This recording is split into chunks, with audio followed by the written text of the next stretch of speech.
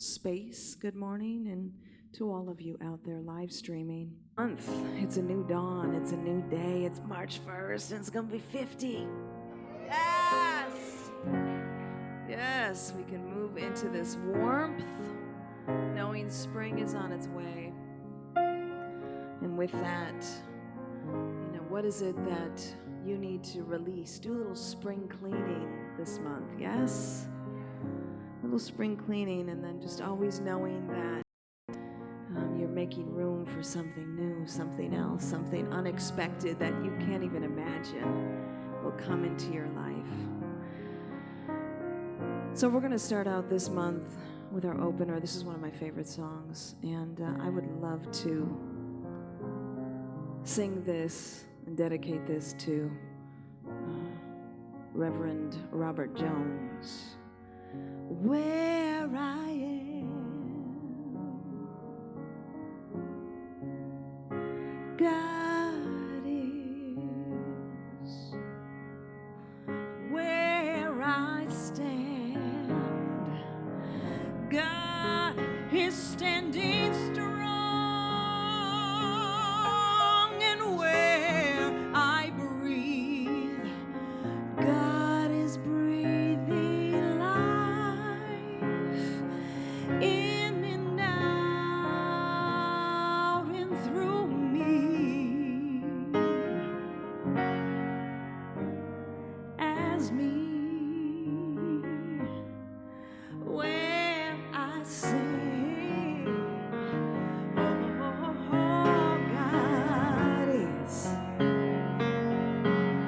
And where I dance, joy lifts my feet, oh,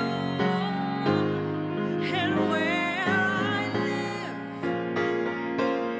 beauty is flowing free, in and out and through me,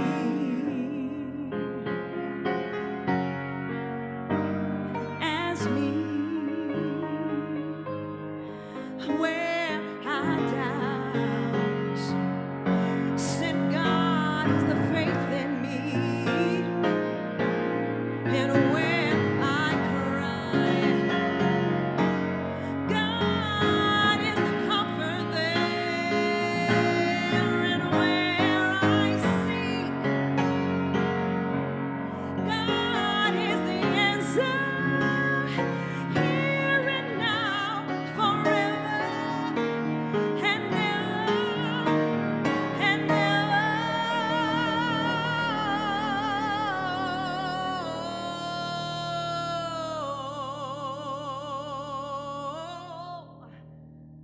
Where I speak, truth is,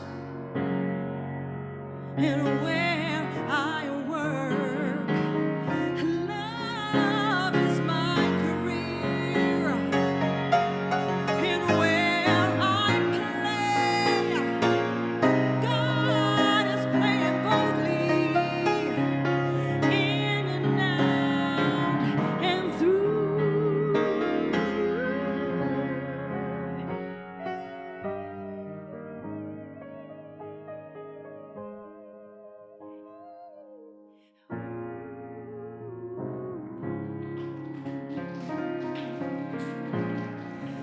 Hey, God is infinite life is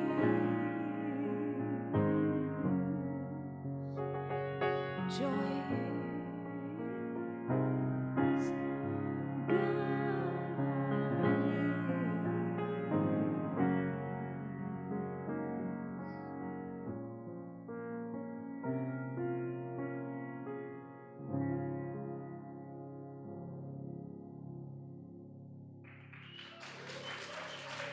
Thank you.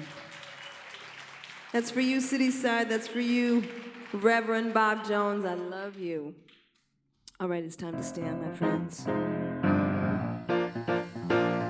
So if you're wondering where this song comes from, I'm a house head. I love house music. I love Chicago house. I love to dance. So just feel this in your body. Move your limbs a little bit. I'm a stranger in a strange land, but somehow I feel connection to the sand. Thank you, Amy. We all look like family, yes. Said we share the same blood and we share the same needs. We are people of the sun.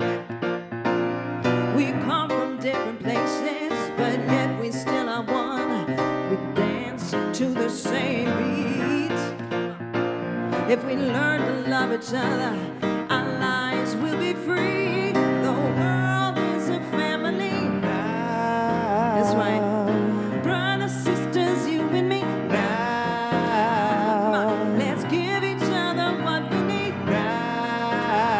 We need more love, more love, more love, more love. Two fish in two different seas. Come on. They swim the same water and they share enemies. We live in two different countries. We speak in different tongues, but there's love in our faces. Every man in every domain, born with the same blood, running in blue veins. We all share the same spirit. We use the voice of love, and we know that we hear it. Come on, the world is a family now. Brothers, sisters, you and me now. Let's give each other what we need now. We need more love, more love, more love, more love. The world is a family now. Brother, sister, you and me now.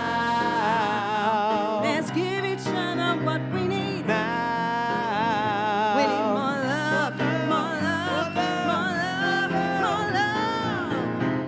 From Asia, come on, to Africa, put your hands together. To India, I need that sound. And home, come on. From Asia to Africa, yeah, to Cuba, to home. Oh, from the south side to the west side, to the north side of Chicago, yes. From Asia to Africa, to Cuba, to home. Said the world is a family. Hey, yes, the world is a family now. The world is a family. The world is a family now.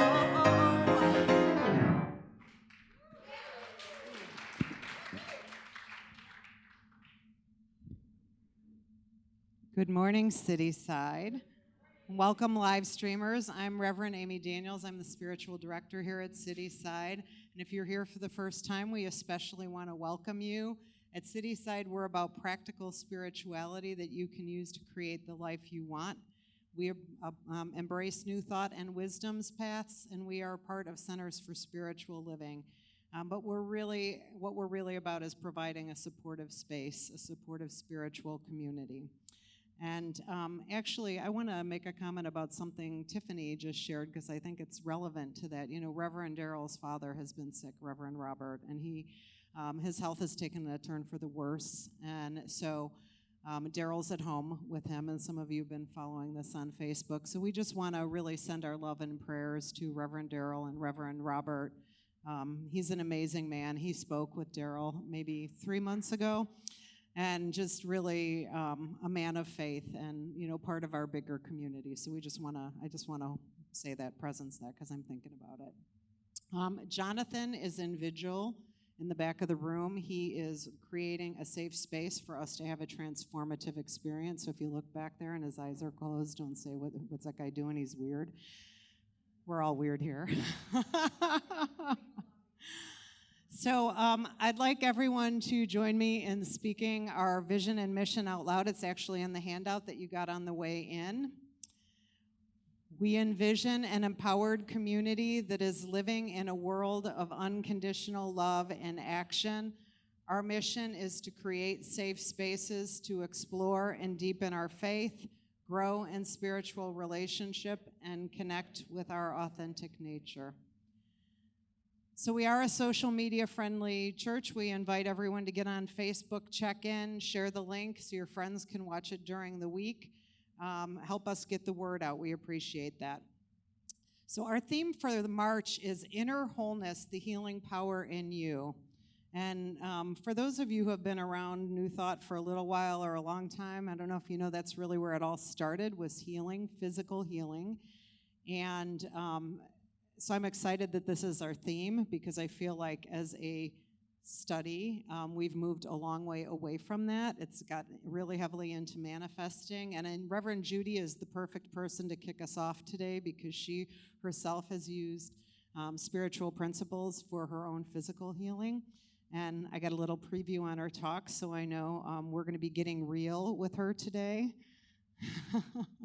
And everything begins in consciousness. So when I think about it from my own experience, you know, I've been fortunate. I haven't had any serious illnesses. I've had a scare or two, but it wasn't anything. But just understanding like the level of terror we move into when we have something going on in our physical body, and how we shift our consciousness to move to a more powerful place so that we can heal. So looking forward to hearing what Reverend Judy has to say.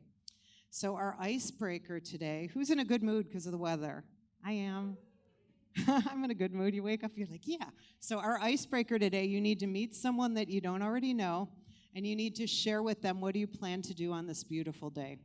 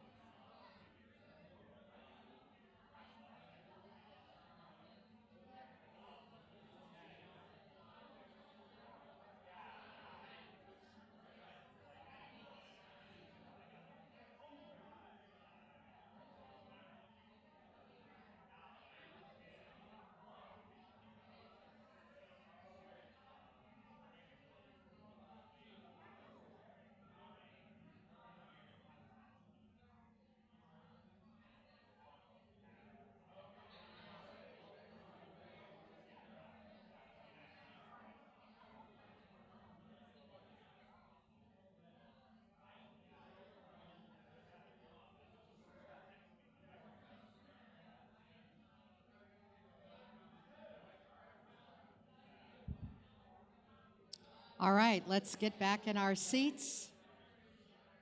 We've had a nice little chat,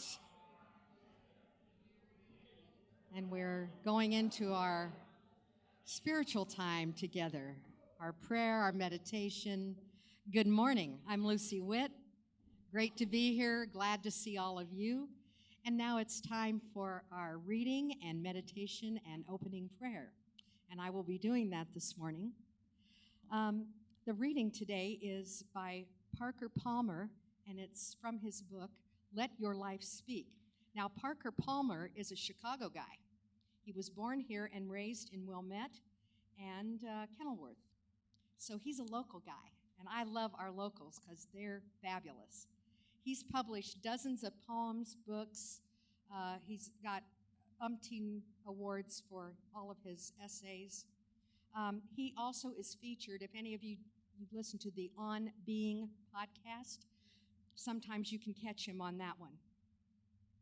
So here is his thought for today. I developed my own image of the befriending impulse behind my depression. Imagine that from early in my life, a friendly figure standing a block away was trying to get my attention by shouting my name, wanting to teach me some hard but healing truths about myself. But I, fearful of what I might hear, or arrogantly trying to live without help, or simply too busy with my ideas and my ego and ethics to bother, ignored the shouts and walked away. So this figure, still with intent, came closer and shouted more loudly, but I kept walking. Ever closer it came, close enough to tap me on the shoulder, but I walked on. Frustrated by my unresponsiveness, the figure threw stones at my back, still wanting simply to get my attention. But despite the pain, I kept walking away. Over the years, the befriending intent of this figure never disappeared, but became obscured by the frustration caused by my refusal to turn around. Since shouts and taps, stones and sticks had failed to do the trick, there was only one thing left. Drop the nuclear bomb called depression on me, not with the intent to kill, but as a last-ditch effort to get me to turn and ask the simple question, what do you want?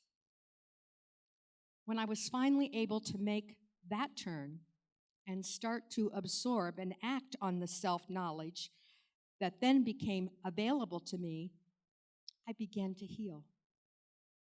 The figure calling to me all those years was, I believe, what Thomas Merton calls true self. This is not the ego self that wants to inflate us or deflate us. Another form of self-absorption, not the intellectual self that wants to hover above the mess of life in clear but ungrounded ideas, not the ethical self that wants to live by some abstract moral code. It is the self planted in us by the God who made us in God's own image, the self, that wants nothing more or less than for us to be who we are created to be. True self is a true friend. One ignores or rejects such friendship only at one's peril. So now just take a deep breath as we go into our meditation. Take these words in and take the healing moments that you have experienced in your own life.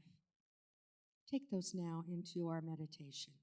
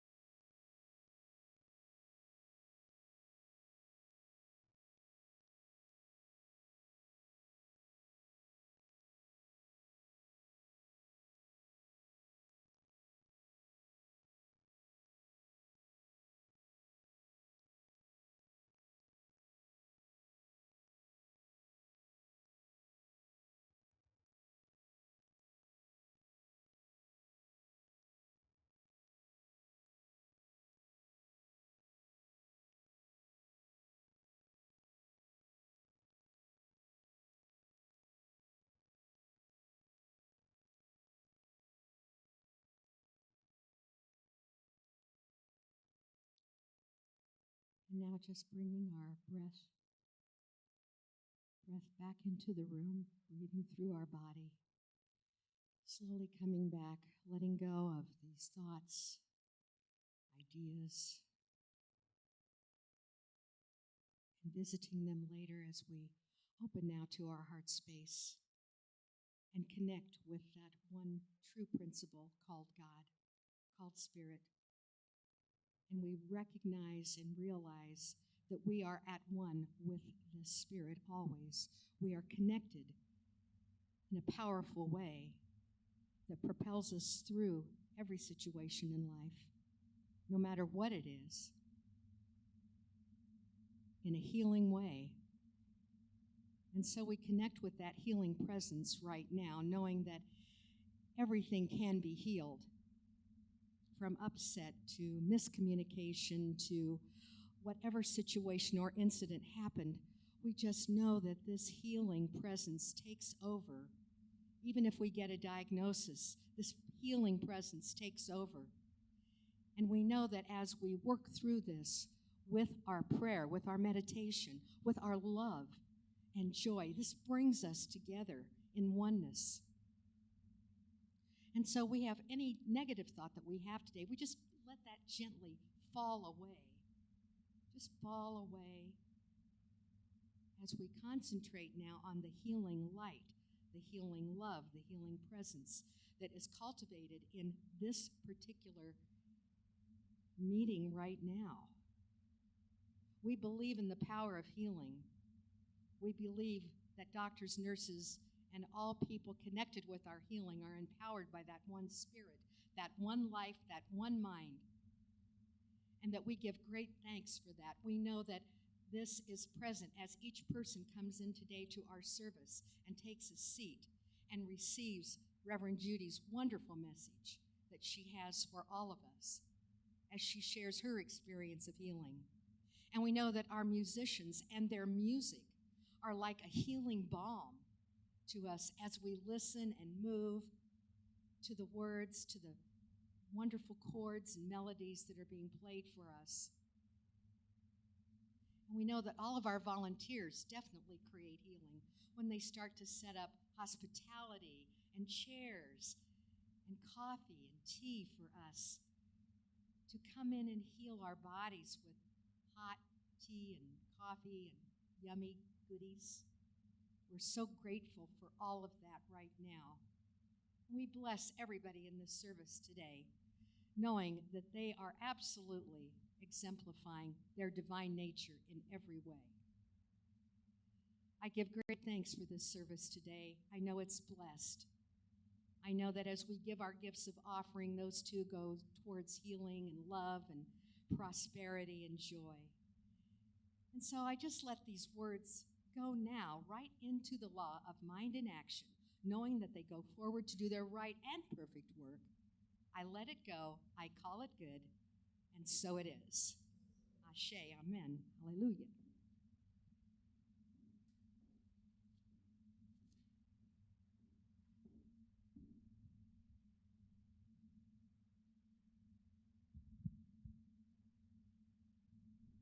Thank you, Lucy. So yes, we have a special guest. Dom is going to sing today. Dom and Greg.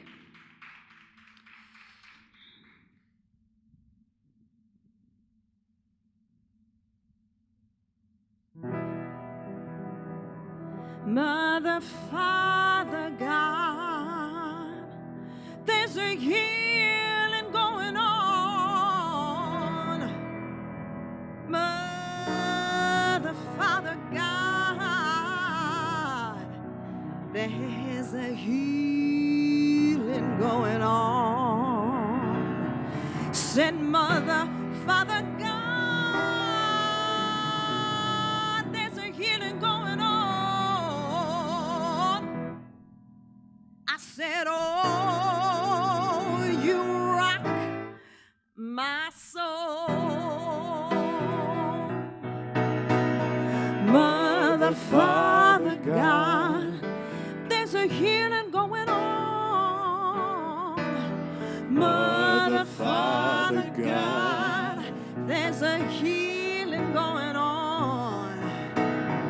Mother, Father, God.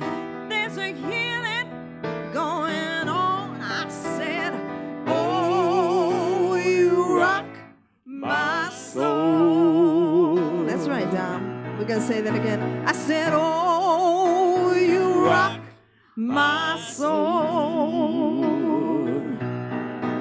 Let me walk to the banks of the river of love,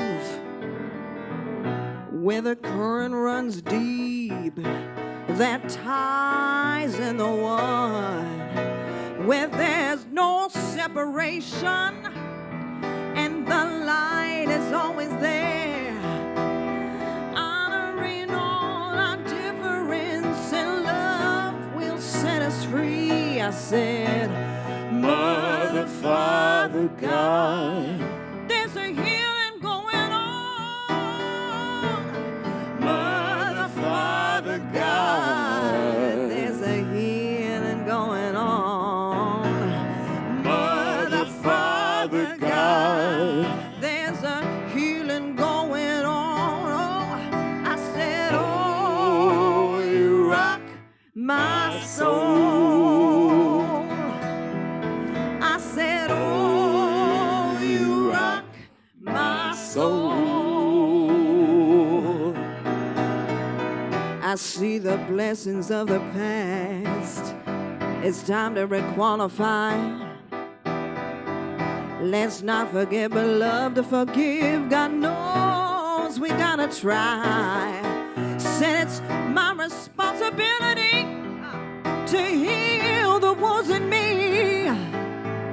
Compassion and faith and hope and love. And I know that this truth is gonna set us free. Oh, Mother, Father, God. there's a healing going on, yes. Mother, Father, God said there's a healing going on. Mother, Father, God, there's a healing going on. I said, oh, you rock my soul. I said, oh, you rock my soul. A cappella. Mother, Father, God, there's a healing going on. Thank you. Oh, Mother, Father, God said there's a healing going on. Mother, Father, God, there's a healing going on. I said, oh, you rock my soul.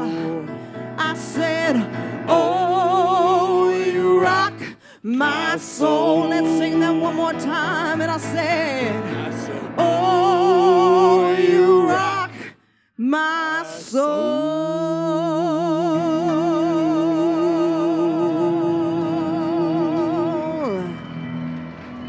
Dom and Greg on those vocals.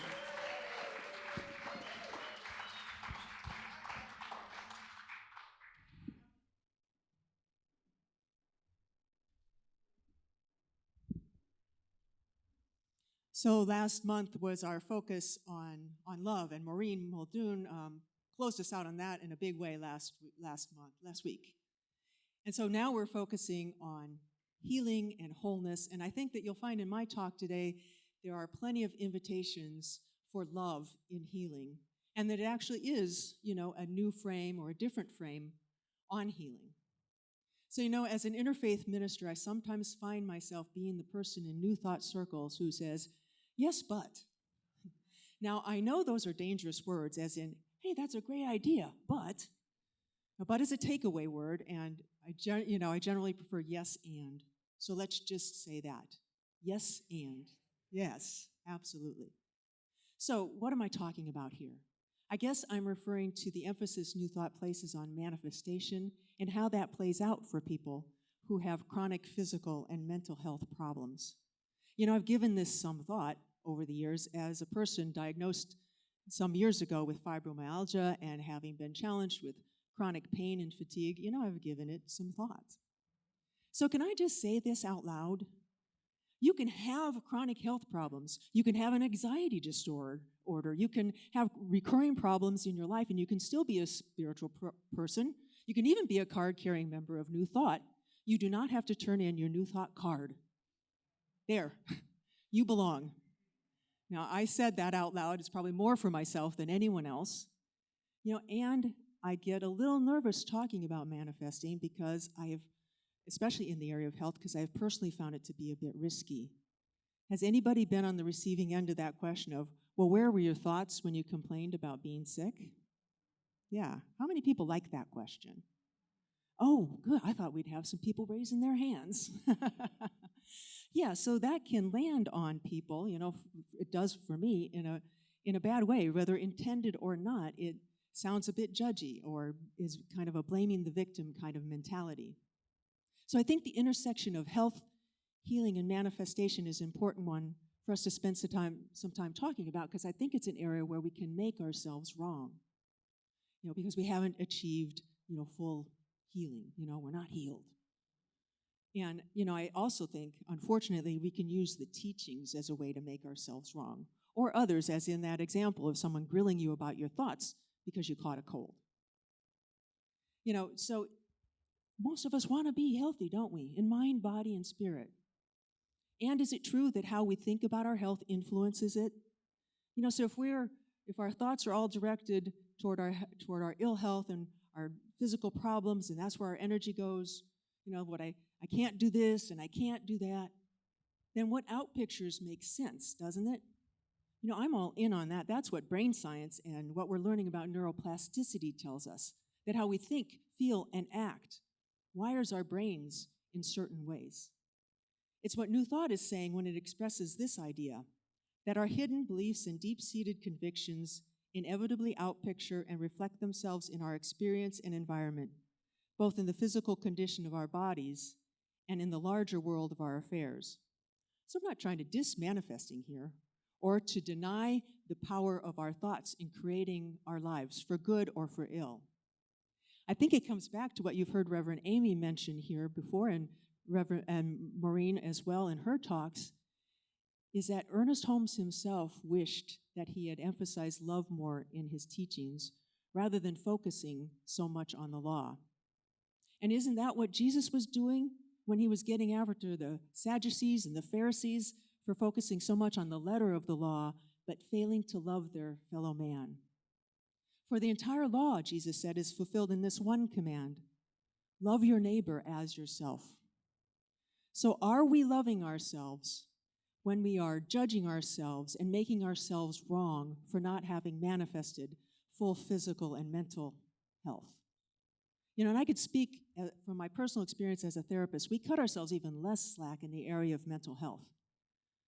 We add to that the bias against medication and some mental health treatment, and you create the perfect environment for driving these questions and concerns underground, for fear of judgment, either self-imposed or coming from others. So I had this thought as I was putting together this talk, that sometimes manifesting sounds, or maybe we want it to be, like this big event. So you're trying to manifest a sporty new car, and one day a red Corvette is parked outside your house. Or you're trying to bring in that new love, that life partner, and one day he or she just knocks on your door. It reminds me of the Greek goddess Athena, who sprung as a fully formed adult out of her father Zeus's head. So none of that, developing in the womb and the messy birthing process. No, just poof, there she was. And Athena was the goddess of both knowledge and war, by the way, and had male and female characteristics. She was a both and kind of thing. And I think that's what life is. It's a both and kind of a thing. So we are both capable of using our consciousness to positively affect our lives. And there are some situations that are just really hard and really difficult and painful and don't just, easily or miraculously shift. So here's an analogy, so I also want to add that, it's the difference between manifestation as an end result, as an event, and manifestation is a process. So here's an analogy I like to use with my clients. You know, I have people who come to me complaining about the same problem they've had for years, maybe 10, 20 years. And invariably they ask, what is the matter with me? You know, and it comes with a lot of shame and judgment and sometimes even self-loathing. So here's the image I like to offer them. So if you can picture a screw with the threads of the screw going around the shaft of that screw, and with each revolution, the thread gets lower and lower until you reach the tip of the screw. So I think this is what is happening for most of us in these problems that keep coming up in our lives. That, you know, if we are somewhat spiritually or somewhat psychologically aware, and if we're on a spiritual path, you know, as we pray, as we are mindful, as we meditate, as we do our spiritual study and practice, as we involve ourselves in the life of our Sangha, our spiritual community, as these problems come up, we are getting at them at a slightly different angle, at a slightly different, deeper level each time. So, you know, this is how problems resolve. This is how they shift. It's a process. So for me, in healing, I think the first thing to do is to remove judgment. You know, to step back from the parts of ourselves that judge ourselves so harshly or compare ourselves to others or some standard of healing. Going back to what Ernest Holmes wished he'd emphasized more in his teachings, can we love ourselves right where we are, even if it's not where we want to be? Can we love ourselves through this experience of pain and suffering? And so after we remove judgment, we get curious, right? You know, we've been invited often here at Cityside and at Bodhi to cultivate this attitude of curiosity. You know, rather than being in judgment or getting lost in despair, we're invited to get curious about this problem that keeps coming up in our lives or this pain that persists. Now, curiosity doesn't necessarily bring about healing or cure, but it does set the stage for us to have a different relationship to our pain. And it's only by forming these different relationships to the parts of ourselves that are burdened by physical pain, emotional pain, psychological pain, whatever burden that we're carrying, it's only through these different relationships that we form can we hope to have a shift there or some sort of change or healing. So this is as good a time as any to remind ourselves that healing does not equal cure. You know, I have not been healed of all of my physical problems, and I've experienced great healing in this area.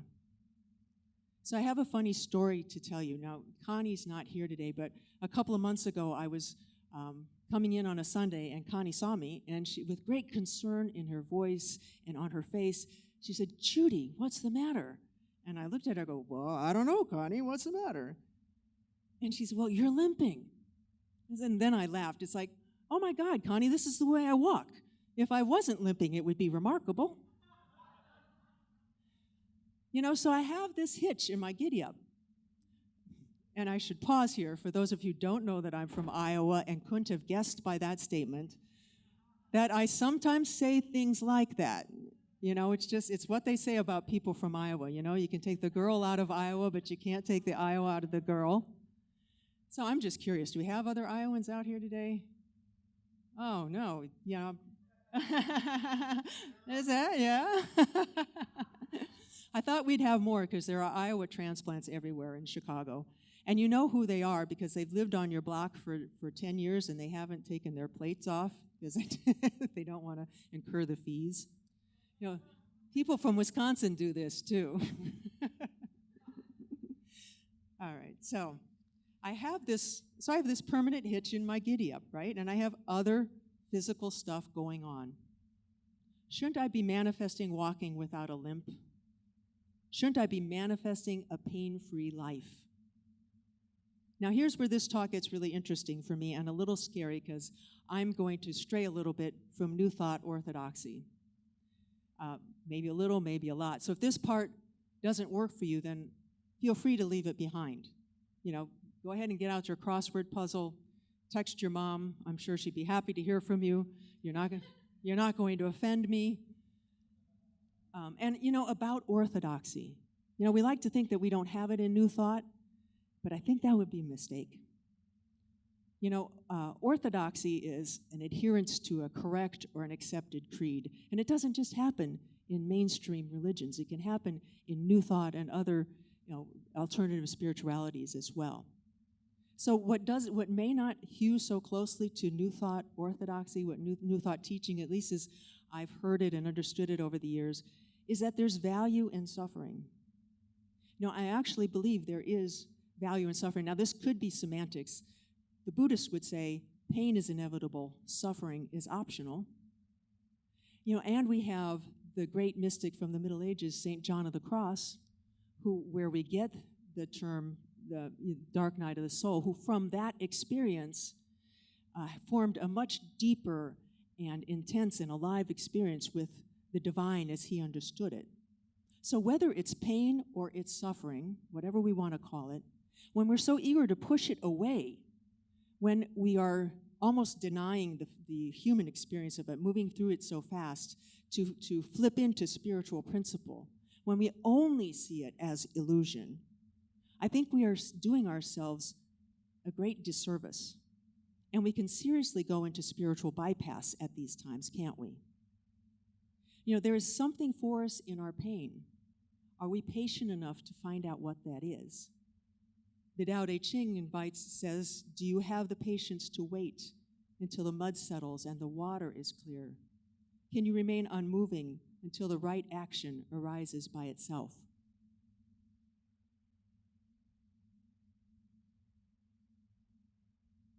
There's something profound about this and very real about this idea that we can't move on from something until we've fully accepted it. And this seems to be true for psychological, physical, and spiritual problems. We cannot leapfrog over pain, over heartache, over loss, over the experience of suffering. Rumi invites us in his poem, A Guest House, to welcome and entertain them all, even if they are a crowd of sorrows who violently sweep your house empty of its furniture. Yikes. That's a kind of a harsh image. And if we think of our furniture as our thoughts, our beliefs, the stories we have told about ourselves, the ideas that we had about life before suffering and sorrow came calling, then the invitation is to look at our furniture, to look at that desk with the broken leg, or the ugly armoire in the corner that you never liked anyway, to examine our beliefs and our ways of doing and being, and perhaps even our most cherished beliefs.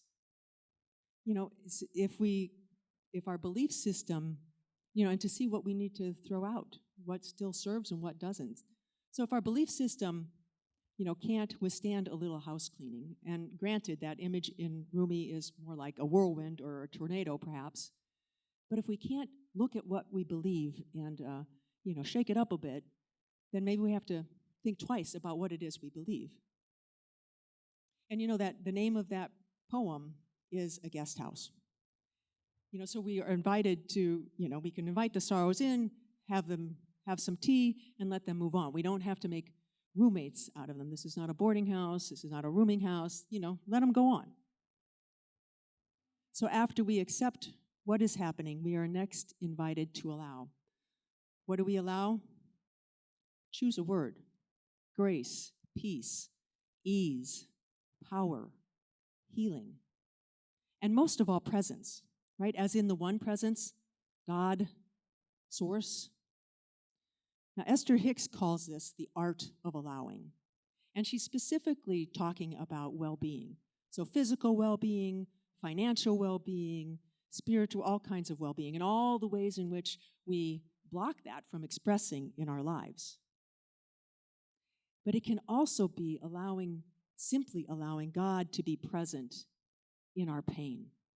So if there was ever something that could hold space, right, create the container for you to be sad, angry, anxious, lost, depressed, wrong-footed, it would be the one presence, right? And we don't always want to let God in at these times, do we? You know, sometimes we're more than happy to let the crowd of sorrows in. Yeah, come on in, we're having a party. And we leave God standing on the doorstep. So here's what Holmes says about manifesting. He says, you cannot make the universe do anything.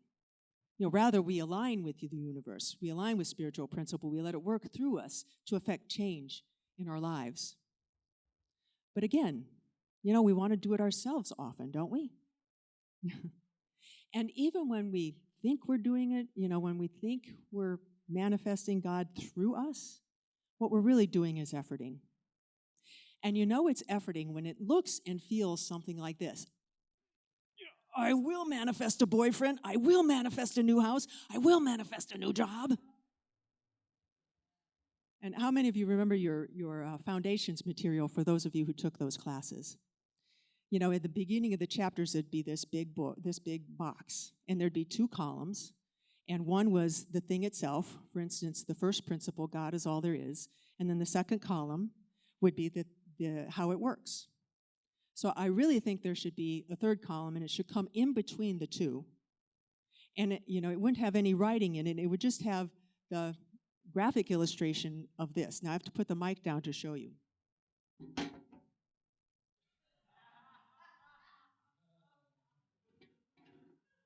Because this is what we do, isn't it?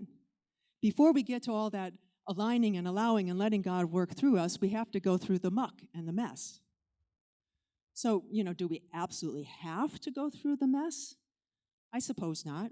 I imagine there are people that don't, or if they do, they drastically shorten the time that they are in it. You know, Jesus didn't hang out in the muck, did he? No, although he had his moments. He did.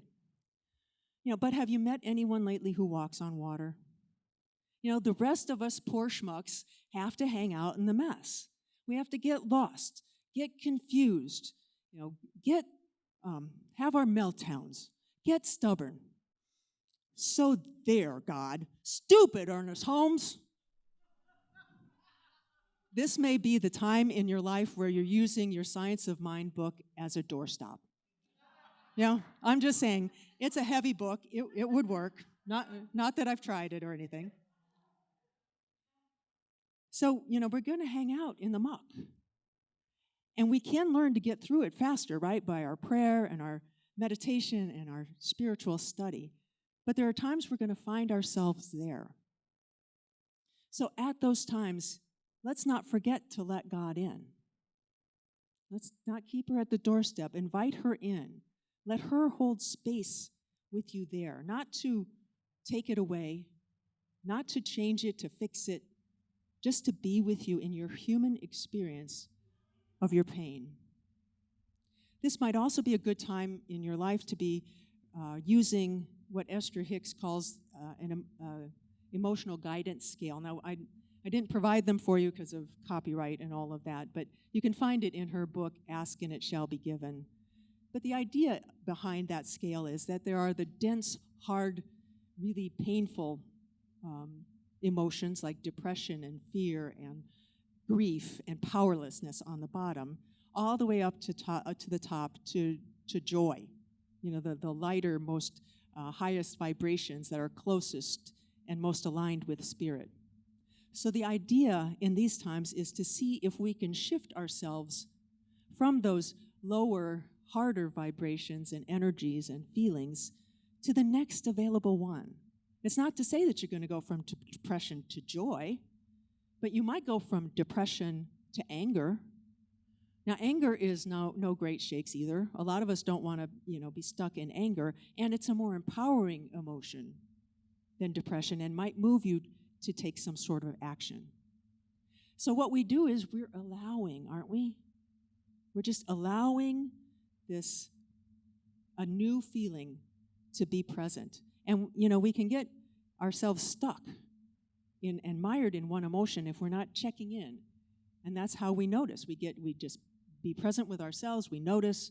We find out, is there a little space there to move into a slightly more positive emotion that we can reach? So lastly, in this process of healing, we come to receiving. Now, we can certainly get in our own way here. And I'm going to invite you right now to just take a look at your body posture, both your physical posture, your outward one, and your internal one. So are your arms crossed? Are you slumped over? Is your mind where you are? Now, I don't mean to imply that because you have your arms crossed right now that you're not receiving. You might just be cold. It does get cold in here. And if your mind is not where you are, you might not be engaged with this talk. And the point is for us to be mindful of what our posture is. Is our posture one of receiving, or is it one of resistance? And we can adopt these postures in our conversations with our intimate partners, our family members, our friends, right? Well, as we're listening to some challenging information or having those hard conversations, our internal, and sometimes our external posture might be this, or it might be this, or perhaps it's this. And if we're going full 10-year-old on our partner, inside we might be going, la, la, la, la, la, la, la, la, la. That's right. Keith is doing it in the back. So the idea is we have to be aware of a posture what we're adopting and to be honest enough that that's where we are, right? Because we can do this with the divine too, can't we? When we're just not in a space to receive what the divine has to say. And that's okay. We'll be ready when we are ready. And we have to be honest with ourselves that we are not in a place of receiving. So there's a lot more that could be said about receiving, and I know I've given it short shrift in my talk. And I think that the speakers after me this month will probably focus more on the receiving aspect of healing. I just want to end with this caution, and that's to beware of the parts of ourselves that want it to look a certain way. So we're so busy over here looking for this particular partner, or this particular kind of job, or this thing that should show up in this way, or maybe our healing that should look a certain way. When over here could be the answer to our prayer. It might be in a different packaging. Perhaps that life partner is not a type, you're not your type. Maybe it's a job you never considered yourself doing, or a situation that you find yourself in that you never could have imagined, but it's still to your greatest and highest good. Maybe your healing looks different than what you thought. So beware of the part that wants to have it look a certain way. Because there's an aspect of healing and receiving that it invites us just to allow ourselves to be surprised, right? So I personally do not want to take all of the mystery out of how God works. I know that we have the principles, and it's a cosmology. It's an ordered way of using principle to affect change in our lives, and we can use them, and I think that's great. And I want to still remain open to the mystery, to the magic, and even the mess of this life. Thank you.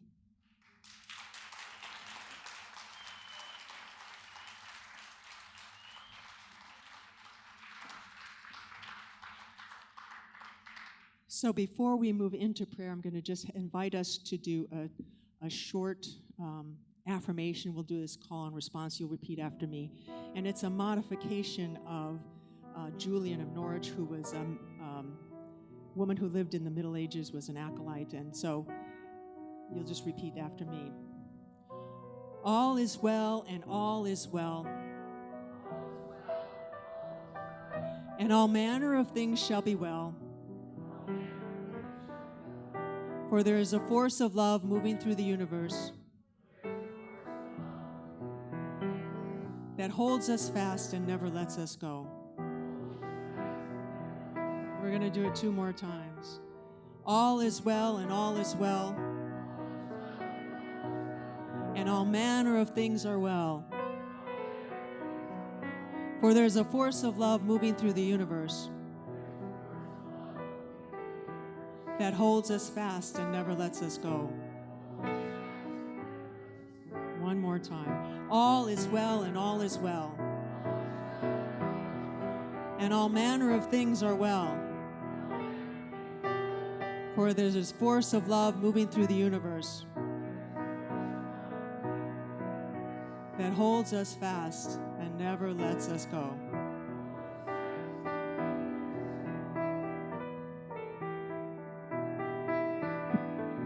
Oh, you rock my soul, Mother, Father, God. There's a healing going on, Mother, Father, God. There's a healing going on, Mother, Father, God. There's a healing going on. Said, oh, I rock my soul. And so now we turn within in prayer, knowing and believing that all is well. For there is that force of love that is holding us in all things. And as the old hymn said, peace like a river attendeth my soul. And peace is here now. Peace is here with us with whatever we have brought with us today of long standing. Whether it's ill health or mental problems or whatever burden that we have brought with us today, peace is here. Peace as God. God as we each understand her to be, each personally in our own way. Peace as me, peace as you, peace as us. Because we are all one with this peace, with this presence of God, with this force of love that allows us to stand and abide and be with all things, the bad as well as the good, the unwelcome as well as the welcome, the uncomfortable as well as the comfortable. And there's nothing to do here in this place of peace, this place of rest. We simply allow this peace to fill us, to envelop us, to wrap us, to hold us. And as we allow, we let it heal us in the way that we most need, to our greatest and highest good. We disallow nothing. We reject nothing. We simply accept, we allow, we receive. And how wonderful to know that this place of peace never goes anywhere. It doesn't get tired of waiting. It's not impatient. It just stays there, ready when we are. So we say yes to this peace. We say yes to the presence of God within us. And we say yes to healing. And so I'm so grateful for this time of knowing, this time of reminding ourselves of this presence of love and this presence of peace in our lives. And so I just invite us to take a moment to feel this presence of the one peace, the one love in our bodies. Allow it to fill our physical, mental, emotional, and spiritual bodies.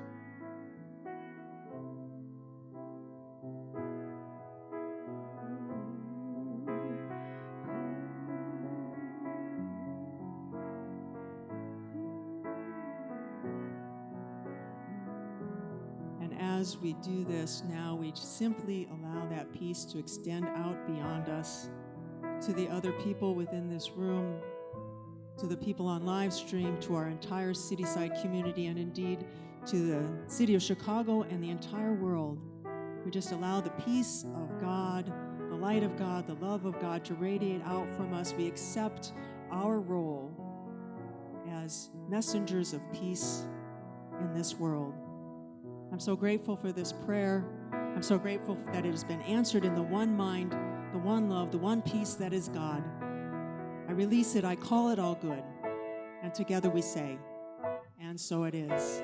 Ashe, Amen. Thank you, Judy.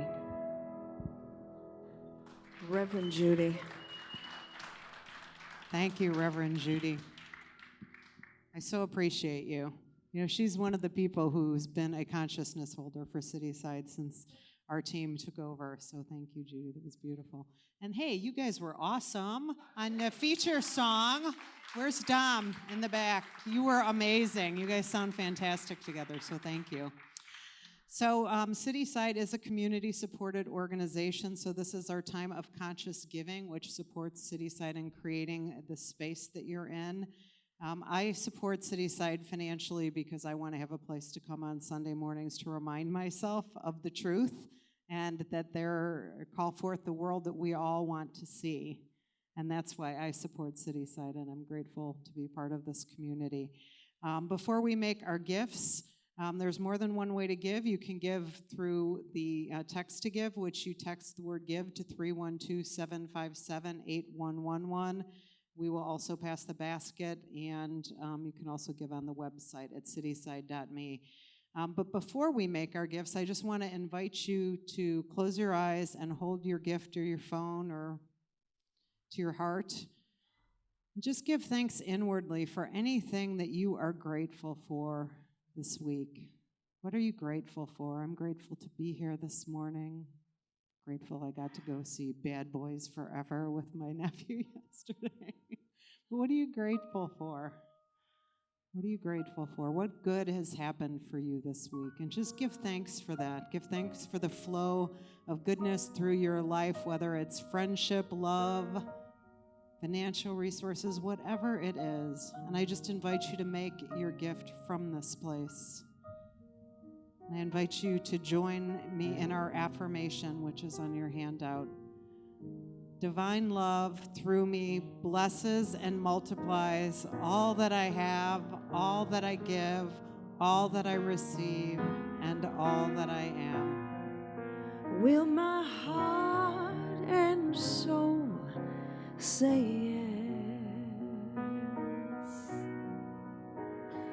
Will your spirit still say yes?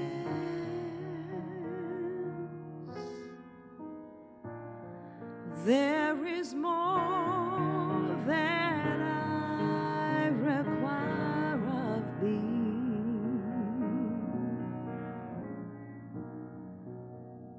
Will your heart and soul say yes? So we say yes to the abundance of spirit flowing through each and every one of us. I give thanks for the gifts that support Cityside. I give thanks for all the beautiful people sharing their gifts with Cityside and all who serve here. And I just give thanks for the goodness of this day, the goodness of God. Say yes, the goodness Say yes. of sunshine. And warmth. That's right. Sing it, Amy. So it is. Perfect, right?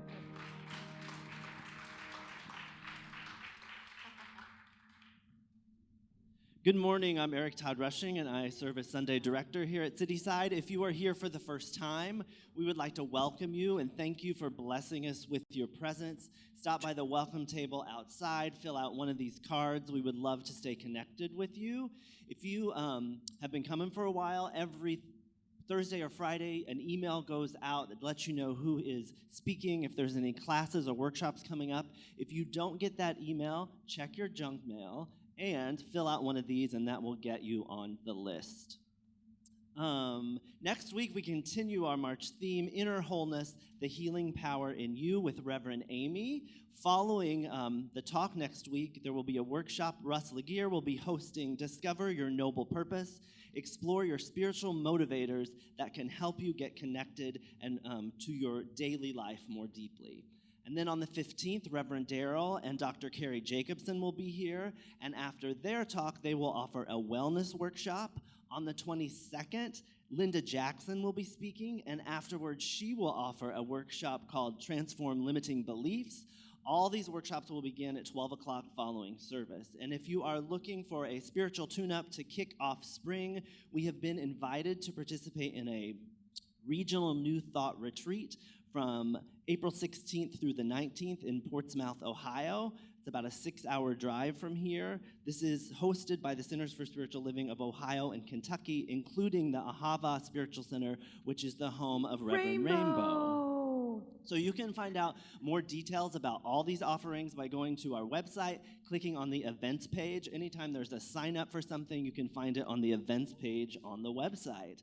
And then stick around today. Betty Giannopoulos will be leading the happiness meditation, so come be guided to a space of inspiration and connection. That'll start at 11:45.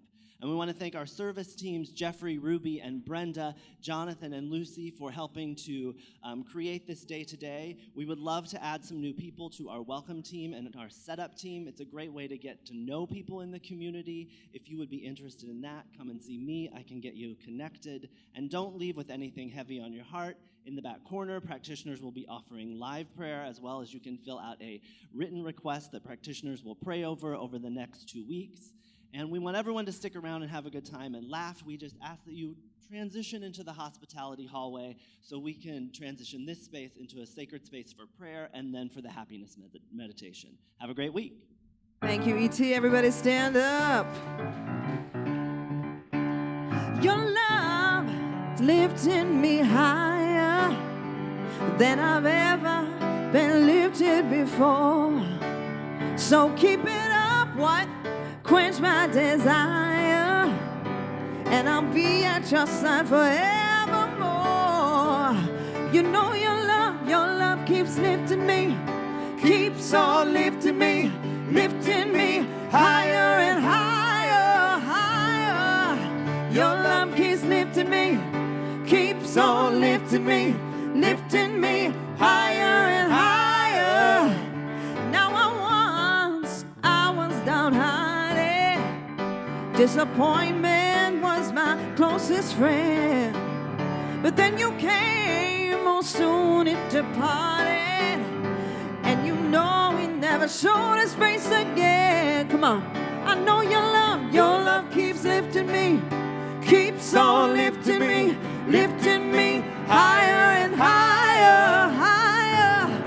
Your love keeps lifting me, I need some claps, keeps on lifting me. There we go. Higher and higher. Oh, I'm so glad I finally found you. Yes, that one that God in me. And I'll throw my loving arms around you. I can stand up and face the world. You see, yes, I said your love keeps lifting me, keeps on lifting me higher and higher, higher. Your love keeps lifting me, keeps on lifting me higher and higher. Sing City Side, what? Your love keeps lifting me, what? Keeps on lifting me higher and higher, higher.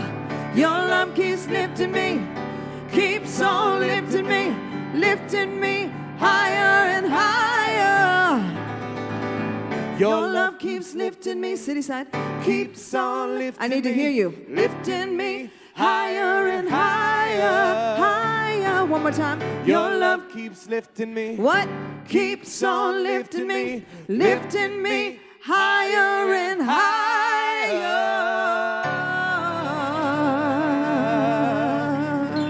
Look at that. We've got a whole month on that song.